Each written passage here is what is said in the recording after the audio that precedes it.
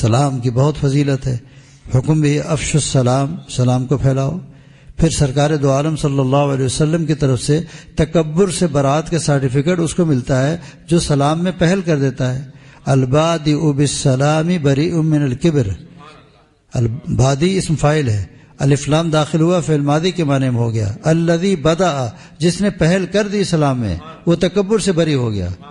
آج متکبر کبھی سلام نہیں کرے گا، اور متواضع وہ ہر ایک کو سلام کرے گا۔ السلام علیکم ورحمۃ اللہ وبرکاتہ، وعلیکم السلام۔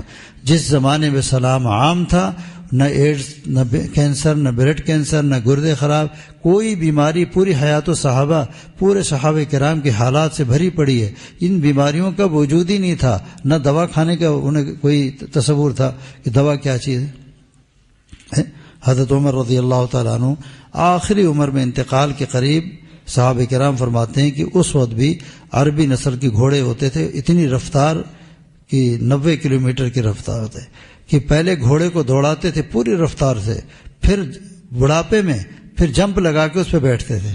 آج کل گھوڑے پر بیٹھنے کے پہلے 2-3 آدمی کو کھڑا کرتے ہیں، ادھر سے بھی پکڑ لینا، ادھر سے بھی، ایک سے کہتے ہیں تم بھی پکڑ کر گرانا دے مجھے، پھر اس کے بعد گرتے ہیں، جب جیسے وہ یوں کرتا ہے دھڑام سے نیچے گرتے ہیں۔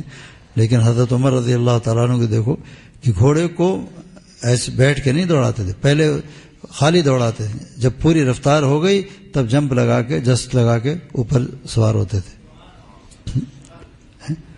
تو فرمایا کہ سلام جو ہے اس میں دعا ہے۔ جس زمانے میں دعا ہر طرف سے ہر ایک کے منہ سے دعا نکل رہی ایک دوسرے کے لیے، تو رحمتوں کا نزول نہیں ہوگا، رحمتوں کی بارش ہوتی تھی۔ پھر جب سلام کیا آپ نے تو اس گھر میں اگر باہر کی مستورات ہوں گی تو پردے میں چلی جائیں گی، اور اپنی بیوی اگر علول جلول بیٹھی ہوگی وہ جلدی سے برقع وغیرہ سیدھا کر کے ذرا سنور کے بیٹھ جائے گی کہ سرتاج تشریف لا رہے ہیں، سرتاج تشریف لا رہے ہیں۔ آج الٹا معاملہ ہے بالکل، آج سرتاج کو بند سنور کے جانا پڑتا ہے، آج کل سرتاج صاحب کو خود بند سنور کے جانا پڑتا ہے، ورنہ وہ ریجیکٹ کر دیتی ہے۔ اذا دخلت بیتک فسلم، گھر میں داخل ہوا کر تو سلام کیا کر۔ ان کان فیہ احد وان لم یکن فیہ احد، گھر میں کوئی ہو یا نہ ہو ہر حالت میں سلام کیا کر۔ اس کے بعد فرمایا وقرأ قل هو اللہ احد مرۃ واحدۃ، سورہ اخلاص ایک مرتبہ پڑھ لیا کر۔ ففعل الرجل، صحابی نے عمل شروع کر دیا۔ صحابہ ہماری طرح تھوڑی تھے، وہ فرماتے سمعنا واطعنا یا رسول اللہ، ہم نے سن لیا اور عمل شروع کر دیا یا رسول اللہ، اسی وقت عمل شروع کر دیتے تھے، عمل شروع کر دیا ہے۔ طلبہ کرام بھی اس پر عمل کر سکتے ہیں، جب کمرے میں داخل ہوں سلام کریں، سورہ اخلاص پڑھیں ایک دفعہ، پھر دیکھیں کیا برکت ہوتی۔ کچھ عرصے کے بعد سرکار دو عالم صلی اللہ علیہ وسلم کو ادھر سے گزر ہوا، صحابی کو پہچان لیا، پوچھا بھئی کیا حالت ہے تمہاری؟